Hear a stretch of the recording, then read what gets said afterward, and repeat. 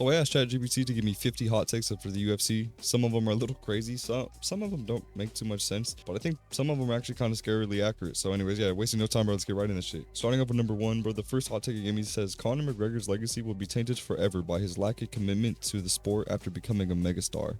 And to be honest, I think that's pretty true. I mean, we've seen, obviously, I don't know, I guess this must be an old take or something, because like we've seen how it played out. He had the Floyd boxing match, and then after this injury too, like at this point, bro, we don't I mean, come on, who thinks he's really coming back? He has probably 10% chance of coming back, and that's generous, dog. I actually just don't think he's coming back. So yeah, this is pretty accurate.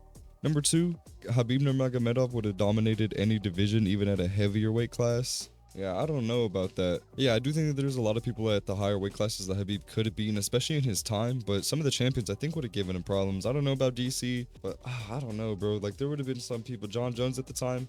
Come on, gang. I don't know. That's a tough one. Me personally, I've never been too big on Khabib myself. I do think Islam is better, so that could play a factor into it, but I don't know. Yeah, I just don't know about that one. Number 3 is kind of interesting though, bro. Israel Adesanya's striking isn't as flawless as people make it out to be. He gets hit too much. That's kind of crazy. I mean, if you're another good striker, I think, sure, it's accurate, but if you're when was he getting hit too much besides the Alex Pereira fight? Like, Robert Whittaker maybe a little bit, but Marvin Vittori was hitting him too much, Jared Cannonier was hitting him too much, Yoel Romero was hitting him too much. Like, come on, bro, who are we fucking kidding here? You know what I mean? Now, I'm not saying his striking is fucking flawless, you know, it's not, obviously. He does get hit, but I'm just saying this makes it out to seem like Israel Adesanya gets beat the shit out of every fight, and I don't think it is as flawless as people make it out to be, but I do think his striking is still dynamic as fuck and some of the best in the UFC. Well, at least was, you know. I don't know about now. He hasn't been showing it like he used to, bro. And at number 4, I actually could not agree more.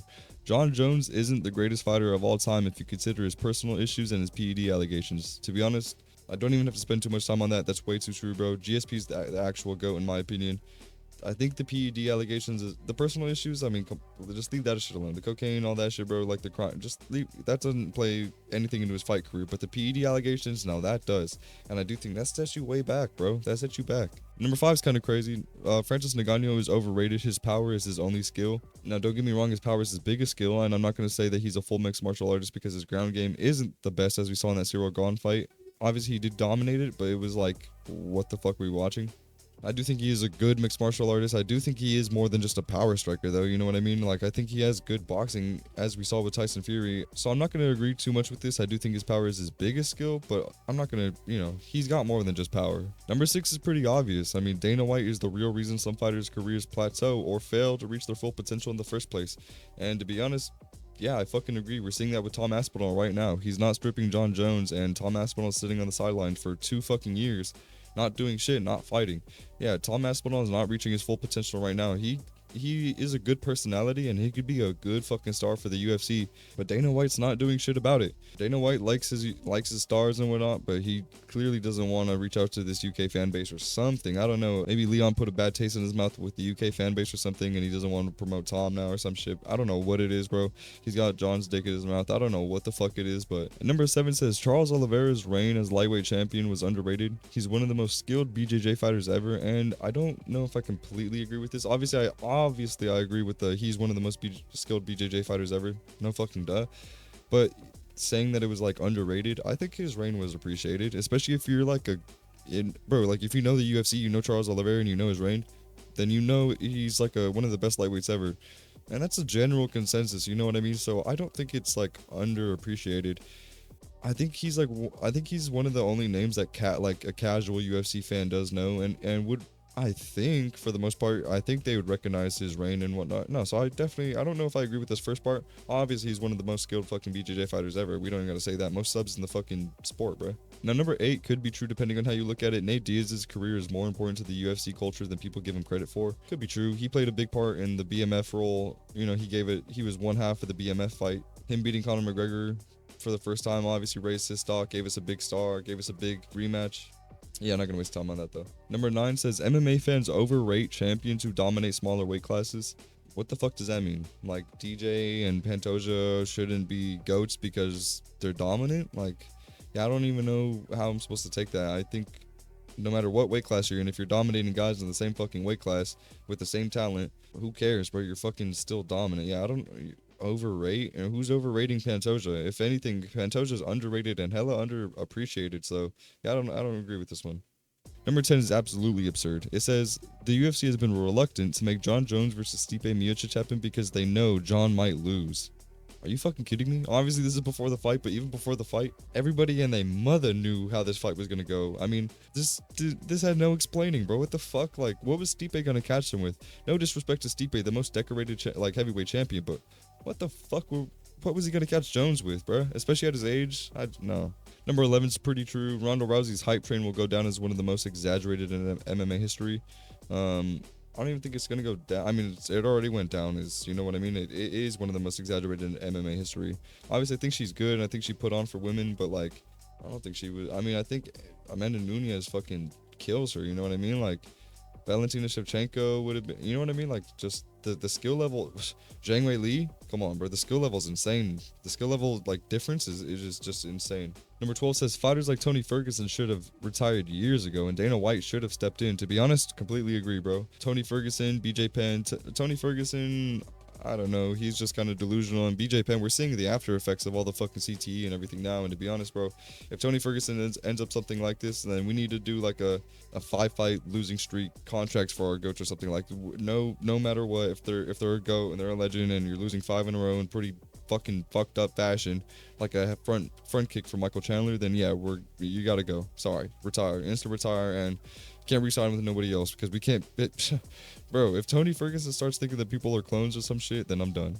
Number 13 says small man Henry Cejudo is one of the most accomplished fighters in MMA history, and people sleep on him. Yeah, Triple C for sure, definitely one of the most accomplished. I'm not gonna say one of the most dominant. Like his 4 best wins are like Dominic Cruz, Demetrius Johnson, weight cut, TJ Dillashaw. You know what I mean? And I can't even remember who else. Everybody else on his resume is like real weak. And then he also lost to Joseph Benavidez, who's a GOAT. Also lost to Demetrius Johnson as well, though, you know, as well as beating him. So I just don't really know, bro. I do think he's one of the most accomplished, though. I mean, Olympic champion and double champ in the UFC. Hands down one of the most accomplished and respected. I mean, I respect the fuck out of him. I think that's one of the hardest things a human could do, to be honest. All that competition, all that work, all that training from young. I mean, to be honest, trust me, respect. Like, hats off to the little man. Not gonna lie. Yo, number 14 says Daniel Cormier's legacy is overshadowed by his rivalry with John Jones, and to be honest, couldn't really agree more. I feel so bad for Daniel Cormier, bro. He's always he's like, his whole career is just silver medal, bro. Silver medal, second place. Like, that's his whole fucking career. And I like Daniel Cormier, bro. One of the funniest guys in MMA. One of the only fighters that I think is like, he's fought and had some of the hardest competition, dominated the way he did, and still came out pretty unscathed and talks clear, has a good mind for the sport. He's a good personality for the sport. He's a good commentator for the most part. I like DC. I like DC more than I like Joe Rogan on the mic. I like Joe Rogan as a person, but on the commentary mic, he's he's just got buttons on his back that you press. But yeah, bro, I actually feel bad for Daniel Cormier. Not only with John Jones, even in his wrestling career, he's just always a second place guy, bro. And it's just like, you gotta feel fucking bad for him. It's like, even when he was double champ, like Stipe came back, beat him twice. He was always just looked at as like, well, yeah, you're champ for now, but wait till Jones comes back. Wait till Jones. It's just like, fuck, man, you gotta feel bad for him. At number 15, it says MMA will evolve past the wrestling heavy era, and striking will dominate in the future. Well, I guess like Sean O'Malley's knockout over Aljo. I'm trying to think off the top of my head right now. Can't really think. I'm sure there's been others, but I just can't really think too much right now. Maybe like Conor McGregor knockout Chad Mendes. That doesn't really apply too fucking much though. But anyways, yeah, I haven't seen too many examples of this, but fuck, hey bro, trust me, I pray. I mean, it's just gonna turn into kickboxing and saying, like, what the fuck does that? Number 17 says Makhachev's rise to the top has been too fast and his true test is yet to come. To be honest, I don't really agree with that. I think Makhachev's been around for fucking ever. His debut was like in 2015, I believe, some shit like that. Then he gets knocked out. That's a setback. He goes on this run.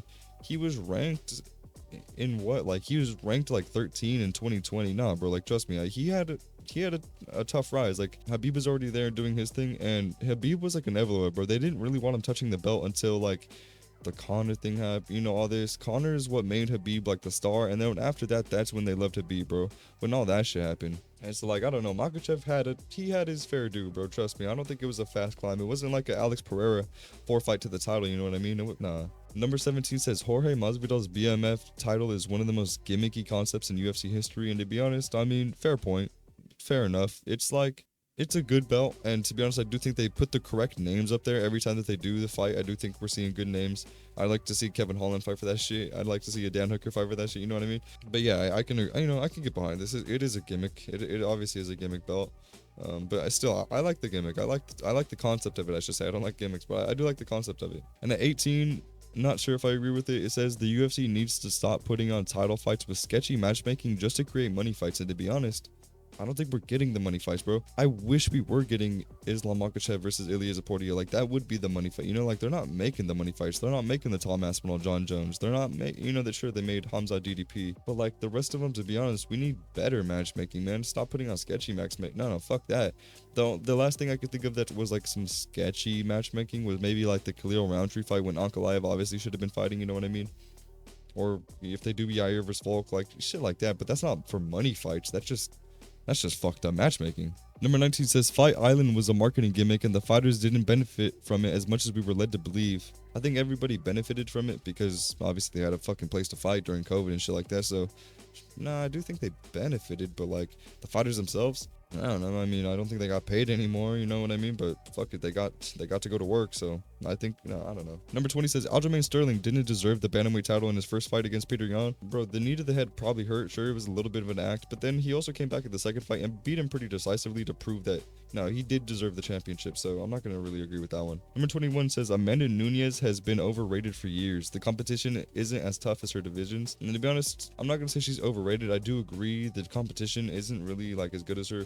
The Chris Cyborg win was good, you know, kind of back in the day. She's had some good wins. But, like, yeah, I understand. The competition really isn't... I mean, when she left, who the fuck was champion? Like, we got Raquel Pennington. We got... And what, Pena now? I don't know, again. Number 22 says the UFC has moved away from promoting true martial artists in favor of marketing personalities. And to be honest, I agree. And I think that's fair, though. To be honest, I mean... I think that's fair. If you want to be on top, either you got to perform or you got to have some personality behind you. You know what I mean? Martial artists back in the day, like, sure, the Gracies and shit like that, like, they were promotable. But I think once TKO also got involved, I think they, like, sure, UFC was probably already kind of promoting the, you know, the personalities. Like, back then, bro, what made it blow up? Chuck Liddell, shit like that, like a personality, you know what I mean? So, like, of course, but then also I think with TKO coming in and them running WWE and seeing how much personalities do push a fucking sport like this, then... yeah, sure. I'm sure. Why not? I'd probably push personalities too. Number 23 says Dustin Poirier is one of the best all-around fighters, but he'll always fall short of truly reaching the top. Yeah, so he's in the exact same spot as Daniel Cormier. I mean, it sucks, but bro, that's pretty much what he is. He's just been a second-place guy. He's got amazing wins, the most wins over former champions than anybody, I believe. It's just like, it fucking sucks to be Dustin Poirier, bro. The 3 title fights he got were literally against the 3 best lightweights ever, and they were all in their primes. So it's just like, you don't get a rougher hand of cards than that, bro. Number 24 doesn't make any fucking sense at all. It says UFC cards with a massive celebrity presence like Jake Paul are a sign of the sport's declining authenticity. What do you mean? That's never even happened. I don't know what the fuck this is talking about. What, CM Punk? Are you talking about CM Punk? Like, nah, bro, stop. That was like a one-off thing, and that shit just didn't work out, bro. Like, come on, stop. Number 25 says Tyron Woodley's downfall had more to do with the mental than the physical. Yes, I think the one loss to Kamaru Usman definitely like affected him, but also like Vicente Luque, you know, was in his prime when he lost to him. I don't know. I mean, it was also a competition for sure. Colby Covington was fucking hungry then, so come on, bro. Number 26, women's MMA will never achieve the same mainstream attention as the men's divisions. Well, no duh, bro. Ronda Rousey and Amanda Nunes were the best stars you're ever gonna get in there, so they've already reached their peak, bro. I mean, what the fuck is Kayla Harrison gonna do? Talk about Chihuahuas again, and like we just saw at the UFC 316 presser? Fuck that, bro. Number 27, UFC fighters are underpaid compared to the revenue they generate for the organization. Agree and disagree, because I think like they're not like baseball players and basketball players where you're, you know, playing 36 games, you're playing 40, you're playing all these fucking games in a year or in a season. I mean, you know, you're playing for 9 months or whatever, and you're playing fucking all, like, bro, it's just not like that. You fight 3 times a year if you're lucky. So I understand, like, you really shouldn't be making as much money as like baseball players and shit like that, but you should be making a little bit more money than like 10 and 10 on a first contract because of like health issues, coach payments, gym pay, you know what I mean? So 10 and, you know what I mean? So like, yes, they're underpaid, but what the fuck do you want? You want MLB money, bro? Like, come on. And the people that are really generating the money, like the headliners and shit like that, like they are making the money that they bring in for the company. Because what the fuck is early prelimer and Anshul Jubilee bringing in? Probably what he's fucking deserving, bro. 20 and 20 or some shit like that. You know what I mean? So like, what the fuck? Number 28 says Zabit Magomedov would have been a champion if he hadn't suffered from health issues and inactivity. A champion, huh? I do think he is one of the biggest what ifs, but a champion. Well, 145 is a dying division. Never was 2 stacks. A champion, it might be a little bit of a hot take, but I do think he was good. I do still think that that is one of the biggest, like, damn, bro, like, fuck, what ifs, you know what I mean? So, no, I think it's an alright take. Number 29 says the UFC's handling of the flyweight division has been disrespectful despite the high level of talent. Definitely. We've seen a lot of high level people come in and out of that 125 division, and they try to still cancel it. So I don't know if that's too much of a hot take, but yeah. Number 30 says Max Holloway is a fighter who has been criminally underrated in terms of pure boxing ability. I think after that Ilya Topuria fight, yeah, I think people really like just discredit his boxing ability now and say that he can't box. Max Holloway still got he's still top 10 boxers. You know, Peter Yan, Dustin Poirier, Ilya Topuria, fucking Max Holloway, you know, like, come on, bro, what are we talking about? These are some of the best boxers in MMA. Max Holloway was leading the group for a while there, bro. Number 31 says MMA fighters need better health and mental wellness programs in the UFC. Too many are being discarded too soon. I don't know what that means. What you want therapists for him, or not really too sure what the fuck that means, but yeah, I don't know. Number 32 says Cain Velasquez would have defeated John Jones if they fought at their peak. I don't know. This is interesting. This is real interesting, bro. Let me know what you think, because I think this is really interesting. I talked about this in that Goats versus Champions video not that long ago, and I don't know, bro. This is real fucking interesting. Number 33 says Robbie Lawler should have retired a lot sooner as his damage accumulated in the later years. And yeah, sure, that could be true. But I mean, Robbie Lawler had been having wars even in his like early days, you know what I mean? Early Robbie Lawler was a fucking dog too, so I don't know, bruh. Number 34 says UFC's obsession with their pay-per-view model has hurt the sport in the long run. I mean, really, I think streaming services have hurt the pay-per-view model, to be honest. Number 35 says Darren Till had way too many opportunities based on his potential and not his actual accomplishments. Yeah, but I mean, so have other people, but like, other people have succeeded in the push. Darren Till was just like a Sage Northcutt and just got pushed a little too fast, you know what I mean? Number 36 says MMA fans often forget how good Frankie Edgar truly was. I think that's really true, and I also think people forget how fearless this little motherfucker was. He's a true 135er, and he was up there fighting big men at 155 and not giving a fuck, bro, and he won the belt. So I think people really need to put respect on his fucking name, to be honest. This guy was fearless. Number 37 says there's no possible way Conor McGregor fights at a high level again after his long absence and injury. Agree. I mean, like, it goes back to number 1. There's just no way he comes back, you know what I mean? Number 38, fighters' loyalty to the UFC has been built more on necessity than true choice thanks to the limited alternatives. I think yes and no. I do think, like, obviously UFC's built the biggest brand because of their own promotion, not because of fighters, but because of how they used to promote, maybe not so much now. And so it's given them the biggest platform, obviously, while others, you know, struggle to stick around, like we've seen with Bellator and shit like that. But I do think fighters are appreciative of the platform, not so much of like, oh, I don't want to go to PFL or I don't want to go here. Sure, like they don't, but that's because of the platform. So I think yes and no. Number 39, MMA fighters don't do enough to promote their personal brands outside of the cage compared to boxers. I don't know about now, because really you don't really see too much with like Ryan Garcia, Devin Haney and shit like that. But back in the day, yeah, of course, like Mike Tyson was doing world tours, Floyd Mayweather world tours and all this other shit. Yeah, so I mean, MMA was for a little bit. And I think if you have a personality and you have a good fucking team with you, then sure you are. You know, Sean O'Malley does plenty of promoting outside of the fucking octagon. And number 40 says, Kamaru Usman's reign was more about his consistency and grind than his actual dominance. Yeah, sure. I think it was like his determination, his activity for sure. Yeah, you know, the consistency. Yeah, for sure. And like, he was dominant in some of those fights when he, you know what I mean? Like a good little war with Colby Covington, knocked out Jorge in the second fight. So there was some dominance in there, knocked out Gilbert. So yeah, I don't know. Number 41 says TJ Dillashaw's return will be underwhelming and he may never reclaim his former glory. Well, we saw how that shit went. The dislocated shoulder. I mean, why the fuck would you come back in with a dislocated shoulder against the GOAT at the time and try to regain your belt? Like, are you dumb, bruh? That was like the first pay-per-view I'd watched in a long time. I was hyped up for it, and yeah, I couldn't believe what the fuck I saw. That like ruined my image of TJ Dillashaw, to be honest, bro. And especially now, you see how big fucking TJ is? Bro's walking around like Brock Lesnar. That motherfucker's not coming back. Bro, number 42, Holly Holm's legacy is overhyped because of the win over Ronda Rousey. You said it. I mean, you fucking said it. That's not a hot take. That's just true. Number 43 says Leon Edwards deserves more respect after his win over Kamaru Usman. He's a top tier fighter. I really don't know how well this shit's aged now, especially with the Sean Brady and Bilal Muhammad like dominant fucking losses. Close ass, third fight with Kamaru Usman, close ass fight. It's not like he won, like dominated like that. And then the head kick, he lost 24 minutes of that fight, bro. He lost 24 fucking minutes. You know what I mean? Like, that was some lucky shit he just threw up in the air and it fucking landed. Hail Mary, bro, and that shit stuck. You know what I mean? Like, number 44 says the UFC's decision to cut fighters based on 1 or 2 losses is short-sighted and harmful to the sport's long-term growth. I don't really know who they could be talking about in here. The first thing that does come to my mind is like they did cut Jairzinho Rozenstruik a little bit dirty. I don't know if he was on like a L streak. I don't think he was. I don't think he was on a bad L streak like that. I do think they cut him dirty though. You know what I mean? But yeah, I don't think he only lost like 1 or 2. I really don't know the last like good guy that's only lost 1 or 2. That the only people I can think of, like maybe they're just talking about like new signees because because maybe you're not letting like new signees like grow enough. That's the only people. I was just gonna say the only people that they do cut after 1 or 2 losses is like brand spanking new signees. And like number 45 says a future with more regular cross promotion between UFC and Bellator would benefit both organizations. Yeah, I don't think so. I think we're just seeing a lot of the Bellator guys. Especially after the Bellator and PFL merger, we were just seeing a lot of Bellator free agents come over to fucking the UFC now, and they're saying that they really enjoy it. I literally think this just would have been a massive lifesaver for Bellator and a massive life drainer for UFC. Number 46, the UFC women's bantamweight division lacks depth, and that's why Amanda Nunes was so dominant for so long.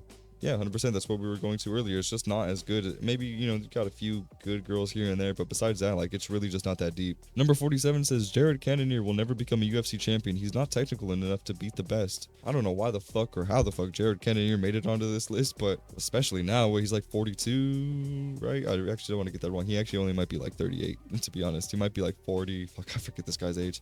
He's something like that. But yeah, bro, Jared Cannonier, I mean, damn, why are you even calling him out like this? Like, damn, we know this, you know what I mean? Like, this isn't a hot take, it's just true. Like, bro, we already know this. It's just like, damn, leave my boy alone, bro. I like Jared. He's a good fucking guy. Number 48 says MMA fans need to give credit to fighters who focus on all-around technique rather than just power. And who are you targeting there, Francis? I mean, who doesn't love power punchers? I mean, the biggest stars are like people that knock people out cold. Conor McGregor, Alex Pereira, Francis Ngannou. What the fuck are you talking about? I mean, like, the biggest star. I mean, we give credit to all well-rounded people. Charles Oliveira, Joel, I can't even think of who else is like really well-rounded that I'm trying to think of right now. Jose Aldo, perfect example. Great striking, immaculate takedown defense. So I mean, he's not like knocking people out fucking cold. He just soccer kicked Zahabi's head across the fucking cage and Zahabi still survived. You know what I mean? So like, no, I think people love Jose Aldo. Number 49 says MMA judging is broken and fighters are being robbed of title shots due to inconsistent decisions. 100% true, bro. To be honest, we've definitely seen people get robbed, not just because of judges, but also because of refs and shit. Early stoppages set people back forever, bro. Jared Cannonier off that Imava fight, like, if he survived that Imava fight, who knows how that shit could have went, Like, Jared Cannonier is definitely never getting a title shot now. So, shit like that, bro. Like, and finally, bro, number 50 says the UFC needs to get rid of the interim title concept. It cheapens the value of the undisputed champion. Yeah, I disagree with this. I think interim champs actually are like good for the sport because then when you get like, it's almost like you're getting champ versus champ and they're from the same weight class, you know what I mean? I think Tom Aspinall and John Jones, I know that people are begging Jones to be stripped, but if they do fight, I think it's a way bigger fight if they are champions, if both of them. It's like not as cool if Tom's champ and then Jones comes back to get the belt back, you know what I mean? I don't know, maybe it is, but I don't know. Or like Dustin Poirier when he fought Khabib, Justin Gaethje when they fought Khabib for their interims. I think, bro, and plus I think it's like, it's valid because if the champ's injured and there's 2 rightful guys that are like neck and neck for that number 2 spot, fuck it, bro, fight them for, and an interim title can save a fucking pay-per-view, so... Yeah, I don't know. I think that benefits everybody, to be honest. And interims give you some good fucking fights like Max Holloway, Dustin Poirier, you know what I mean? So, a bit of a longer video, bro, but I hope you guys did enjoy this shit, man. Let me know what you guys think of the hot takes. I think like 1 or 2 of them don't make no damn sense. I think some of them are pretty funny. I think a lot of them are actually really accurate, though. I don't think some of them are hot takes. I think some of them are literally just plain in your face true. So, yeah, but let me know what you guys think, bro. Let me know if you guys agree, disagree. Let me know what you guys think are some hot takes. But yeah, besides that, bro, like, sub, appreciate that shit, man. A like and a sub will push that shit out to a lot of people, bro. So besides that, man, I'll see you guys in the next one, man. Peace. Yeah, maybe you need to give him wait, you want him to lose 4 fights in the UFC? I mean, fuck it, maybe that's what it takes before you start growing. I don't know, man.